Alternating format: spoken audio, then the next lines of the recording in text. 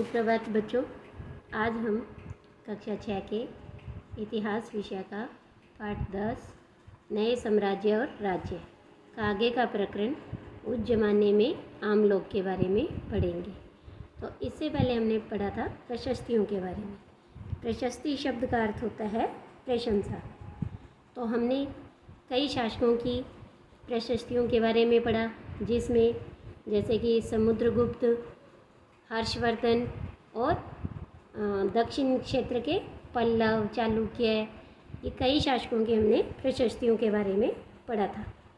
और इन प्रशस्तियों में इन शासकों की भरपूर प्रशंसा की गई थी। फिर हमने हर्षवर्धन के समय में ये पढ़ा कि इन शासकों के बारे में हमें अभिलेखों से, सिक्कों से, प्रशस्तियों से तो पता चलता ही चलता है, लेकिन इसके साथ साथ हमें उनकी जीवनी से भी पता चलता है। और हर्षवर्धन की जो जीवनी है वो उन्हीं के कवि बाणभट्ट ने हर्षचरित नाम से लिखी थी। फिर हमने देखा कि कैसे जो ये पल्लव, चालुक्य, ये जो शासक थे दक्षिण क्षेत्र के, इनकी प्रशस्तियों के बारे में पढ़ा। इन सभी शासकों का जो प्रशासन था वो कैसे चलता था हमने ये जाना। जो इनके पदाधिकारी थे, महत्वपूर्ण पदों पर जो आसीन व्यक्ति थे, उनका कैसे जीवन था, उनका व्यक्तियों का पूरा दबदबा था, उनका प्रभाव था, इनके बारे में पढ़ा था। तो आज हम ये पढ़ेंगे कि उस ज़माने में जो आम लोग थे उनका जीवन कैसा था। तो चलिए करते हैं शुरू। ज़माने में आम लोग, जनसाधारण के जीवन की थोड़ी बहुत झलक हमें नाटकों तथा कुछ अन्य स्रोतों से मिलती है। तो चलिए इसके कुछ उदाहरण देखते हैं। कालिदास अपने नाटकों में राज दरबार के जीवन के चित्रण के लिए प्रसिद्ध है। इन नाटकों में एक रोचक बात यह है कि राजा और अधिकांश ब्राह्मणों को संस्कृत बोलते हुए दिखाया गया है, और जबकि अन्य लोग तथा महिलाएं प्राकृत बोलते हुए दिखाई दिए गए हैं। और कालिदास का जो सबसे प्रसिद्ध नाटक है वो है अभिज्ञान शाकुंतलम, जिसमें एक दुष्यंत नाम का राजा होता है और शकुंतला नाम की एक युवती, इन दोनों की प्रेम कहानी है। तो इस नाटक में एक गरीब मछुआरे के साथ राज कर्मचारियों के दुर्व्यवहार की बात कही गई है। तो ये देखिए कि यहाँ पर इस तरह से एक कहानी बताई है, जिसमें कि एक मछुआरे को एक अंगूठी मिलती है। एक मछुआरे को एक कीमती अंगूठी मिली। यह अंगूठी राजा ने शकुंतला को भेंट की थी, पर दुर्घटनावश उसे एक मछली निगल गई थी, यानी उस अंगूठी को एक मछली ने निगल लिया था। जब मछुआरा इस अंगूठी को लेकर राजमहल पहुंचा तो द्वारपाल ने उस पर चोरी का आरोप लगाया, और मुख्य पुलिस अधिकारी भी बहुत बुरी तरह से पेश आया। राजा उस अंगूठी को देखकर बहुत खुश हुए और उन्होंने मछुआरे को इनाम दिया। तो पुलिस वाला और द्वारपाल, ये दोनों ही जो राजकर्मचारी थे, ये मछुआरे से इनाम का कुछ हिस्सा हड़पने के लिए उसके साथ शराब खाने चल पड़े थे।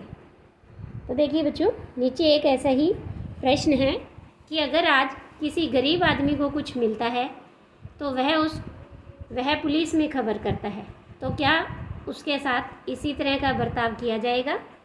तो देखिए बच्चों कि नहीं, आज के समय में उसके साथ इस तरह का व्यवहार नहीं किया जाएगा।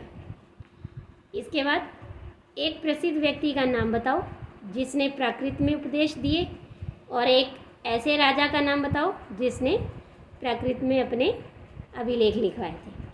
तो आपको याद होगा हमने अध्याय 6 और 7 में पढ़ा था कि जो गौतम बुद्ध है, महात्मा बुद्ध, उन्होंने प्राकृत भाषा में तो उपदेश दिए थे ताकि आम लोगों को आसानी से उनके उपदेश समझ आ सके। और जो राजा हैं वो सम्राट अशोक, उन्होंने प्राकृत भाषा में अपने अभिलेखों को लिखवाया था। इसके बाद हम बात कर रहे हैं कि चीनी तीर्थयात्री फाशियन, इनका ध्यान भी उन लोगों की दुर्गति पर गया जिन्हें ऊंचे और शक्तिशाली लोग अछूत मानते थे। इन्हें शहरों के बाहर रहना पड़ता था। तो जो चीनी यात्री है फाशियन, वे लिखते हैं कि अगर इन लोगों को शहर या बाज़ार के भीतर आना होता था तो वो सभी को पहले आगाह करने के लिए ये लकड़ी के एक टुकड़े पर चोट करते रहते थे, और जब बाकी लोगों को यह आवाज़ सुनाई देती तो वो ये आवाज़ सुनकर सतर्क होकर अपने को छू जाने से या किसी भी प्रकार के संपर्क से बचाते थे। तो एक जगह बाणभट्ट द्वारा अभियान पर निकली हुई राजा की सेना का बड़ा ही सजीव चित्रण किया गया है। यानी जब राजा की सेना बाहर निकलती थी तो उसका कैसा वर्णन किया गया है कि राजा कैसे निकलता था। राजा बड़ी मात्रा में साजो सामान लेकर यात्रा करते थे। इनमें हथियारों के अलावा रोज़मर्रा के उपयोग में आने वाली चीज़ें जैसे कि बर्तन, असबाब होता है जिसमें सोने के पायदान भी शामिल थे, खाने पीने का सामान जैसे बकरी, हिरन, खरगोश, सब्जियां, मसाले आदि विभिन्न प्रकार की चीज़ें भी शामिल होती थी। और ये सारी चीज़ें ठेले गाड़ियों पर या ऊँटों पर या फिर हाथियों जैसे सामान ढोने वाले जानवरों की पीठ पर लादकर ले जाई जाती थी। इस विशाल सेना के साथ साथ संगीतकार नगाड़े, बिगुल और तुरही बजाते हुए साथ में चलते थे। रास्ते में पड़ने वाले गांव वालों को उनका सत्कार करना पड़ता था, यानी उनका स्वागत करना पड़ता था। वे दही, गुड़ और फूलों का उपहार लाते थे तथा जानवरों को चारा भी देते थे। वे राजा से भी मिलना चाहते थे ताकि अपनी शिकायत या कोई भी अनुरोध है वो राजा के सामने रख सके। पर ये सेनाएं अपने पीछे विनाश और विध्वंस की निशानी छोड़ जाती थी। कैसे कि देखिए कि अक्सर क्या है, गांव वालों की झोंपड़ियां हाथी कुचल डालते थे और व्यापारियों के काफिलों में जुटे हुए बैल इस हलचल भरे माहौल से डरकर भाग खड़े होते थे। तब बाणभट्ट लिखते हैं कि जो पूरी दुनिया है वो धूल के गर्त में डूब जाती थी। यानी एक साथ इतने सारे जानवर जब इधर उधर भागेंगे, हाथी चलेंगे तो इससे क्या धूल उड़ेगी, लोगों के घर टूटेंगे, यानी सारी जो दुनिया यानी उनका जो भी राज्य है, रास्ते में आने वाले जो भी गांव हैं वो इस धूल के गर्त में डूब जाते थे। फिर देखिए इसमें कि सेना के साथ ले जाई जाने वाली चीज़ों की सूची बनाइए। अब देखिए अभी हमने पढ़ा कि सेना के साथ बड़ी मात्रा में सामान ले जाया जाता था, जैसे इसमें हथियारों के साथ साथ रोज़मर्रा के उपयोग में आने वाली चीज़ें थी, बर्तन, असबाब, खाने पीने का सामान और कई प्रकार की चीज़ें भी शामिल होती थी। और ये सारी चीज़ें जैसे किस तरह से ले जाई जाती थी, तो ये सारी चीज़ें ठेले गाड़ियों पर या ऊँटों या हाथियों जैसे जानवर जो कि सामान ढोते हैं, ऐसे जानवरों की पीठ पर लाद कर ले जाई जाती थी। और इस विशाल सेना के साथ साथ क्या है, संगीतकार भी थे, नगाड़े, बिगुल और तुरई बजाते हुए साथ चलते थे। तो ग्रामवासी राजा के लिए क्या क्या लेकर आते थे, तो अभी हमने पढ़ा कि ग्रामवासी राजा का जगह जगह सत्कार करते थे। वे राजा के लिए दही, गुड़ और फूलों का उपहार लाते थे और राजा के साथ जो भी जानवर होते थे उन जानवरों के लिए वो चारा भी लाते थे। इसके बाद हम बात करते हैं अन्यंत्र की, जैसे कि मानचित्र 6 में अरब ढूंढी। तो देखिए सबसे पहले हम मानचित्र 6 को ही देख लेते हैं। ये देखिए, ये रहा मानचित्र, इसमें आपको अरब राज्य ढूंढना है। तो ये देखिए यहाँ पर आपको दिखाई दे रहा है नीचे ही, ये रहा यहाँ पर, ये सारा अरब राज्य है, साम्राज्य है। तो अब हम इसी के बारे में पढ़ेंगे। तो चलिए देखते हैं आगे कि मरुभूमि होते हुए भी सदियों से अरब यातायात का एक बड़ा केंद्र था। मरुभूमि यानी मरुस्थल, जो अरब साम्राज्य है वो मरुस्थल राज्य है। तो ये मरुस्थल होने के बावजूद भी यातायात का एक बहुत बड़ा केंद्र था। दरअसल अरब व्यापारी और नाविकों ने भारत और यूरोप के बीच समुद्री व्यापार बढ़ाने में एक महत्वपूर्ण भूमिका निभाई थी।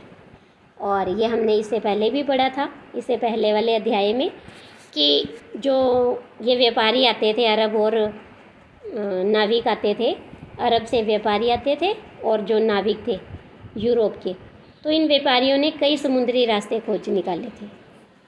और और ये जो व्यापारी थे इनमें से कुछ तो समुद्र के किनारे चलते थे और कुछ अरब सागर और बंगाल की खाड़ी को पार करते थे। और ये अरब सागर के पूर्वी तट से, यहाँ से अरब सागर के पूर्वी तट से भारत के पश्चिमी तट तक पहुँचना चाहते थे, वहाँ पर पहुँचकर व्यापार करते थे। तो इस तरह से अरब में रहने वाले अन्य लोगों में बेदुइन थे, जो कि घुमक्कड़ कबीले होते थे। ये मुख्य रूप से ऊँटों पर आश्रित होते थे, क्योंकि ऊँट है वो एक ऐसा मजबूत जानवर है जो मरुभूमि में भी स्वस्थ रह सकता है। तो लगभग 1400 साल पहले पैगंबर मोहम्मद ने अरब में इस्लाम नामक एक नए धर्म की शुरुआत की थी। इस ईसाई धर्म की तरह इस्लाम ने भी अल्लाह को सर्वोपरि माना है। उसके बाद सभी को समान माना गया है। यहाँ इस्लाम धर्म के पवित्र ग्रंथ कुरान का एक अंश दिया गया है। तो देखिए क्या लिखा हुआ है कि मुसलमान स्त्रियों और पुरुषों के लिए, विश्वास रखने वाले स्त्री और पुरुषों के लिए जो कि अल्लाह में विश्वास रखते हैं, भक्त स्त्री और पुरुषों के लिए, सच्चे स्त्री और पुरुषों के लिए, धैर्यवान और स्थिर मन के स्त्री और पुरुषों के लिए, दान देने वाले स्त्री और पुरुषों के लिए, उपवास रखने वाले स्त्री और पुरुषों के लिए, अपनी पवित्रता बनाए रखने वाले स्त्री और पुरुषों के लिए, अल्लाह को हमेशा याद करने वाले स्त्री और पुरुषों के लिए। अल्लाह ने क्या किया है, इन सब के लिए क्षमा और पुरस्कार रखा है। तो अगले 100 सालों के दौरान जो इस्लाम धर्म है वो उत्तरी अफ्रीका, स्पेन, ईरान और भारत में भी फैल गया। अरब नाविक जो इस महाद्वीप के तटीय बस्तियों में पहले से ही परिचित थे, यानी कि जैसे ये भारत है तो इसके जो ये तटीय यहाँ यानी जो समुद्र के किनारे किनारे जो बस्तियाँ हैं वहाँ से वो पहले से ही परिचित थे। जब वो आए तो अपने साथ इस नए धर्म को भी ले आए थे। तो अरब के सिपाहियों ने करीब 1300 साल पहले सिंध को भी जीत लिया था। सिंध जो कि आज के वर्तमान में पाकिस्तान में है और पहले ये भारत का ही एक हिस्सा था। तो जब अरब से सिपाही आए थे उन्होंने करीब 1300 साल पहले सिंध को जीत लिया और उसके साथ साथ उनके आने के साथ साथ सिंध में इस्लाम धर्म भी सबसे पहले आया। तो मानचित्र 6 में उन रास्तों को ढूंढो जिनसे नाविक तथा सिपाही इस उपमहाद्वीप में आए होंगे। तो देखिए अभी हमने जो मानचित्र देखा था उसी में देखते हैं कि जैसे ये अरब का पूर्वी तट है ये वाला, तो यहाँ से ये अरब सागर को पार करते हुए और बंगाल की खाड़ी को पार करते हुए इस तरह से इस उपमहाद्वीप के पश्चिमी तट पर ये सबसे पहले व्यापार करने के लिए आए थे। तो इस तरह से हमने नए साम्राज्य और नए राज्यों के बारे में पढ़ा। आज के लिए इतना ही। धन्यवाद।